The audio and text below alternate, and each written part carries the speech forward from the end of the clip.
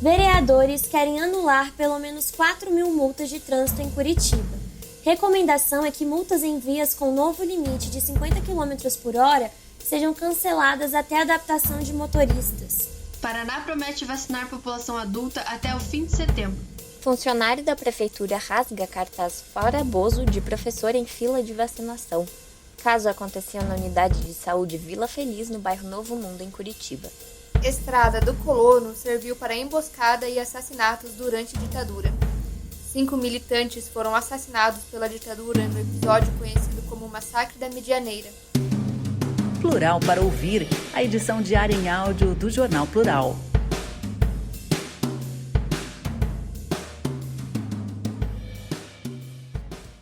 Em votação simbólica, vereadores de Curitiba aprovaram sugestão de ato administrativo que recomenda o cancelamento de multas aplicadas em vias nas quais o limite máximo de velocidade foi reduzido e padronizado em 50 km por hora.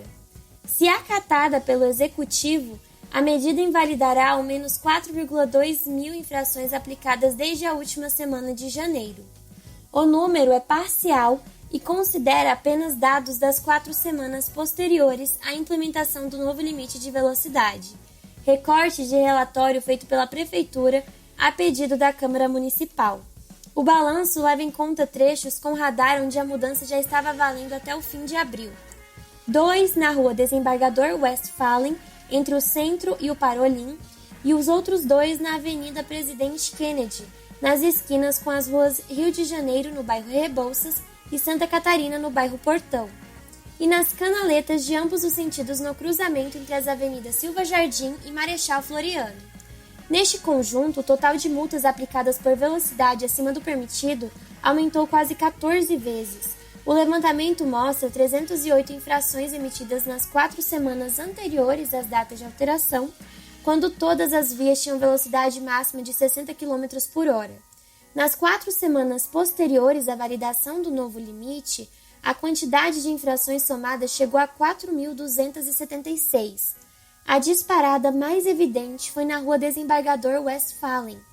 Nos 2 pontos da via monitorados, a média de infrações por semana passou, respectivamente, de 30 para 314 e 17 para 522. Na esquina da Avenida Presidente Kennedy com a Rio de Janeiro, a média subiu de 17 para 142, e com a Santa Catarina de 7 para 49. Nos trechos da Avenida Silva Jardim, foi de 4 para 20 em um lado e no oposto 3 para 24. O autor da sugestão, o vereador professor Euler, do PSD, sugeriu o cancelamento das multas por considerar que não houve tempo suficiente para a adaptação dos motoristas à nova dinâmica de trânsito. Segundo ele, a implementação do novo modelo ocorreu sem publicidade massiva e, por isso, inadequadamente. Você, de um dia para o outro, altera o limite de velocidade e espera que uma pessoa que passa 10 ou 15 anos naquele trajeto se atente para isso e passe a respeitar o novo limite? É esperar demais, questionou o parlamentar durante sessão virtual desta terça-feira, dia 15. A Superintendência de Trânsito, CETRAN, não respondeu se já recebeu a sugestão e se estuda a possibilidade de voltar atrás nas multas já aplicadas. E apesar de defender que a redução da velocidade é um mecanismo adotado para reduzir a gravidade dos acidentes de trânsito, a pasta disse não ter dados sobre acidentes nas vias onde determinou o limite máximo de 50 km por hora. Segundo a CETRAN, o monitoramento é de responsabilidade do Batalhão da Polícia de Trânsito da Polícia Militar. No documento encaminhado aos vereadores, o Executivo garante ter fixado sinalização adequada em todas as vias, bem como divulgado informes massivamente em suas redes sociais, para evitar desatenção por parte dos motoristas. Da primeira semana de janeiro até agora, 25 ruas e avenidas de Curitiba passaram a ter um novo padrão de velocidade. A primeira a sofrer a mudança foi a Avenida Visconde de Guarapuava. Segundo a Prefeitura, o novo limite segue uma tendência mundial de reduzir a velocidade em áreas urbanas para diminuir o risco de acidentes, indo de encontro aos objetivos e metas do Programa Vida no Trânsito, da Organização das Nações Unidas, ONU. Paraná promete vacinar a população adulta até o fim de setembro. Veja o calendário, por Mayala Fernandes. Nesta quarta-feira, dia 16, o governo do Paraná divulgou o calendário de vacinação contra a Covid-19 para a população com mais de 18 anos. De acordo com o cronograma da Secretaria de Estado da Saúde, a SESA, a faixa etária deve estar imunizada com a primeira dose até o dia 30 de setembro. A SESA afirma ainda que, ao todo, serão mais de 8.736.000 paranaenses vacinados, sendo 4.931.989 pessoas dos grupos prioritários e 3.804.025 da população em geral. A expectativa leva em consideração a manutenção do cronograma do governo federal e a média de envio de ao menos um lote de vacinas por semana ao Paraná por parte do Ministério da Saúde. O governador Ratinho Júnior afirmou a vacinação em toda a população do Paraná com pelo menos uma dose até o final de setembro, criando uma imunização importante para proteger as famílias paranaenses. O compromisso do Estado com o apoio dos municípios é acelerar a vacinação e fazer com que a vacina chegue ao maior número de pessoas ao menor tempo possível. Cronograma. O calendário elaborado pelo governo do Paraná prevê que a vacinação aconteça de forma decrescente, sucessiva e concomitante com a vacinação dos grupos prioritários. Considerando que a vacinação da população em geral já foi iniciada e algumas cidades já aplicaram doses em faixas etárias menores de 14 anos, as datas previstas são as seguintes: 4 de junho a 18 de julho para pessoas de 59 a 40 anos, fase atual que está em andamento. De 19 de julho a 22 de agosto para as pessoas entre 39 e 30 anos. 23 de agosto a 19 de setembro para pessoas de 29 a 20 anos. E então de 20 a 30 de setembro para pessoas de 19 e 18 anos. Orientação. A SESA orienta que cada município defina suas próprias estratégias de imunização, podendo expandir a cobertura vacinal para outras idades de acordo com a disponibilidade de doses. Segundo o secretário de Estado da Saúde, Beto Preto, cada cidade deve atuar de acordo com a sua realidade. Sendo assim, se o município tem dose disponível e já finalizou os grupos prioritários em andamento, ele pode pactuar essa diminuição de faixa etária e expandir a imunização para mais pessoas. O secretário também falou sobre o pedido do governador Ratinho Júnior de acelerar a vacinação. Texto de Mayala Fernandes, com a locução de Daisy L. Weber, aluna do 7º período de jornalismo na Universidade Positivo, para o Plural para Ouvir. Funcionário da prefeitura rasga cartaz fora Bozo de professor em fila de vacinação. Caso aconteceu na unidade de saúde Vila Feliz, no bairro Novo Mundo, em Curitiba. Por Julie Ana Mendes. Nesta quarta-feira, dia 16, a professora Eliane Basílio de Oliveira foi surpreendida na fila de vacinação contra a Covid-19 por um funcionário da prefeitura de Curitiba que a impediu de se expressar contra o governo federal. Ele rasgou o cartaz que ela empunhava com os dizeres "Viva o SUS, fora Bozo". O episódio aconteceu por volta do meio-dia na unidade de saúde Vila Feliz, localizada no bairro Novo Mundo. De acordo com Eliane, ela e seu marido, o jornalista e também professor Marcelo Fernando de Lima, estavam na fila esperando para receber o imunizante quando foram abordados pelo rapaz que estava na etapa de distribuição de senhas e preenchimentos de fichas de cadastro. A professora conta que ele falou lá de dentro: "Não pode". Respondi: "Como não pode?" E ele disse que lá não podia haver pronunciamentos políticos, que não era um lugar político. Então dobrei o cartaz de forma que não ficasse com nenhum nome aparecendo e entrei na sala para evitar maiores confusões. Porém, segundo a professora, o problema não parou por aí. Ela relata o seguinte: depois da entrega do material preenchido e com a senha, você aguarda ser chamado para realmente ser vacinado. Quando eu cheguei nesse portão, antes de falar com a outra atendente que estava ali, ele me atacou, catou o cartaz da minha mão, amassou e disse: "Isso aqui não pode". Ele tomou, simplesmente tomou. Ele foi me seguindo enquanto eu estava subindo, até eu ficar encurralada no lugar onde ele pudesse me atacar. Eu fui atacada. Ele me atacou pulando na minha mão, catando meu cartaz, amassando, jogando fora e sumindo de cena, porque ele fez isso e desapareceu. O meu marido estava com o cartaz "Fora Bolsonaro" nas costas e ele não fez nada. A agressão foi comigo, reproduzindo novamente aquilo que a gente costuma ver das violências de gênero. Rosiméria Aparecida Meira, que estava no local, também relatou surpresa com a situação. Não é uma coisa que você está esperando, porque a gente imagina que ainda estamos num país democrático, onde a livre opinião seja para todos. A minha maior indignação foi saber que nós estamos perdendo o direito de nos expressarmos. Horrível, uma sensação de impotência, de impunidade. Com tudo isso, ela decidiu fazer uma reclamação para a prefeitura através da Central de Atendimento 156. Eliane conta que, após o ocorrido, encontrou solidariedade entre os demais presentes e que logo entrou em contato com a chefe da unidade, que a informou de que iria conversar com o sujeito acerca dos acontecimentos.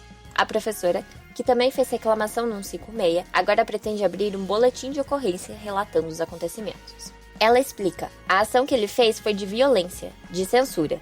Não existe nenhum cartaz em nenhum lugar que dizia que eu estava proibida de manifestar. Eu estava manifestando de forma silenciosa, não estava gritando, não estava fazendo qualquer tipo de ação.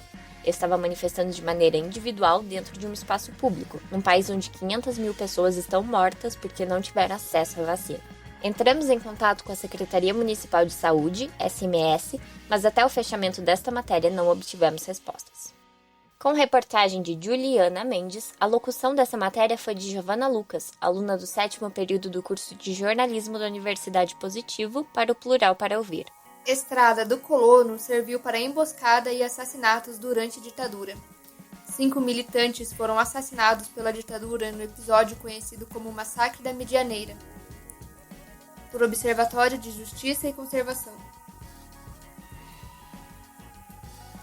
Numa noite de 1974, 5 homens que lutavam contra a ditadura militar brasileira, 4 brasileiros e um argentino, foram atraídos por 2 agentes infiltrados do Exército para uma emboscada dentro da floresta do Parque Nacional do Iguaçu, na região oeste do Paraná. Ao toque combinado pelos executores, um clarão se deu em meio à mata e tiros foram disparados. O quinteto morreu no local. Os infiltrados se jogaram no chão e, como esperado, se safaram. Anos mais tarde, um dos militares infiltrados, Otávio Rainolfo da Silva, contou detalhes da operação à Comissão Estadual da Verdade de Teresa Urbã. De acordo com relatos, os corpos do grupo foram enterrados em uma área acessível através da então Estrada do Colono. Foi ali que o Centro de Informações do Exército armou uma armadilha e executou a sangue frio um dos grupos que formaram a resistência brasileira à ditadura militar. Armadilha para a morte. Joel José de Carvalho, Daniel Carvalho, José Lavecchia, Vitor Carlos Ramos eram militantes da Vanguarda Popular Revolucionária, grupo que resistiu ao golpe de 1964 e estava exilado na Argentina naquele ano de 1974.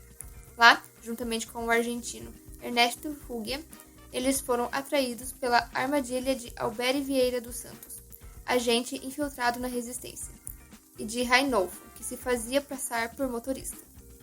O depoimento de Rainolfo revela uma trama arquitetada a sangue frio por ele e Alberi. Naquela noite de 13 de julho de 1974, Rainolfo levou o grupo para a Foz do Iguaçu em uma Rural Willys, supostamente para retornarem ao enfrentamento à ditadura. No meio da mata foram executados e enterrados.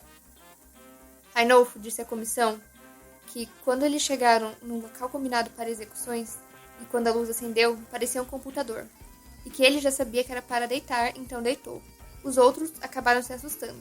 Até mesmo ele, ao ver a luz acender, se assustou. Imagina então quem não sabia. De acordo com o militar, os corpos estão enterrados na área próxima onde os guerrilheiros foram executados.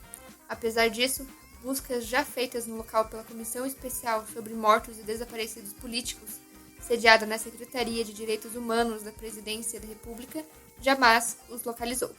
O massacre de Medianeira, como ficou conhecido o desfecho da missão da qual Rainolfo participou, ainda viria a vitimar um 6º integrante do grupo. Onofre Pinto acabou assassinado naquele mesmo ano e também em Foz do Iguaçu. Para a CNV, há fortes indícios de que os fatos que se relacionam a esse caso e as ações da ditadura militar se conectam à colaboração entre os países do Cone Sul na repressão, cujo o conjunto de ações foi denominado Operação Condor 8. 46 anos depois do massacre, a estrada pode ser reaberta. Quase 50 anos depois da emboscada que causou a morte dos militantes, a Estrada do Colono, onde aconteceram os assassinatos, pode ser reaberta por iniciativa do deputado Vermelho, que tramita na Câmara Federal. A proposta é abrir um rasgo na floresta onde antes existia a Estrada do Colono, fechada em 1986 por decisão judicial já transitada em julgo no Superior Tribunal de Justiça, desde 2001. Ou seja, que não cabe mais recursos e a reabertura é totalmente ilegal. Trata-se de uma faixa de mata fechada de aproximadamente 18 km de extensão por 6 metros de largura, no trecho mais importante para a preservação do Parque Nacional do Iguaçu. Angela Kuzar, bióloga da ONG Rede Pro-UC, alertou. Essa estrada foi fechada porque diferentes autoridades do poder público entenderam que ela foi propulsora de atividades de caça predatória, extração ilegal de madeira e palmito no interior da unidade de conservação e também incêndios florestais, isolamento geográfico da fauna em cada lado da estrada e risco à segurança fronteiriça. O parecer do Ministério Público Federal apontou que a abertura de uma estrada no local poderia devastar pelo menos 20 hectares de mata atlântica e provocar diversos danos ambientais, além da criação de uma nova rota de contrabando. O projeto de lei 984/2019 pode ser entendido como mais uma de tantas boiadas que infelizmente estão sendo aprovadas por este governo. O Parque Nacional do Iguaçu é a última grande área de mata atlântica de interior que ainda existe no sul do Brasil e patrimônio natural da humanidade. Mas a Unesco já alertou o país que pode tirar o título com uma nova estrada no local. Outra perda possível, ICMS ecológico, por ser bastante chamativo. O parque foi responsável pelo valor total de R$ 19.776.007,12 para os municípios em seu entorno. Apenas em 2020, conforme dados do IAT. Esse total seria prejudicado em caso de construção da rodovia. Estrada Parque ou Estrada da Morte. A Estrada Parque, pretendida por Vermelho e apoiada por Jair Bolsonaro, é uma figura inexistente na legislação brasileira. O conceito de estrada-parque, desenvolvido nos Estados Unidos, não tem a ver com abrir uma rodovia em unidade de conservação já existente. As estradas-parque são, na verdade, parques lineares criados justamente ao longo de uma estrada, com o objetivo de conservar a paisagem às margens. Em geral, nesse tipo de caminho, não é permitido o trânsito de veículos comerciais e pesados, contrariando o discurso de que isso atrairia o desenvolvimento econômico, e a velocidade é rigidamente controlada. São parques com valor educativo, cultural, recreativo ou panorâmico. São concebidos principalmente para proporcionar a contemplação de paisagens, conservando-se as vistas panorâmicas existentes às margens, que podem ser antigas fazendas, vilas, construções históricas. As estradas-parque não são concebidas para conservar a natureza, como são os parques nacionais, como o Iguaçu. São ideias contraditórias. A iniciativa da Estrada Parque, além de totalmente ilegal, pois já há sentença transitada em julgado no sentido contrário, pode favorecer o deputado proponente do projeto, ele próprio dono de uma fábrica de asfalto na região.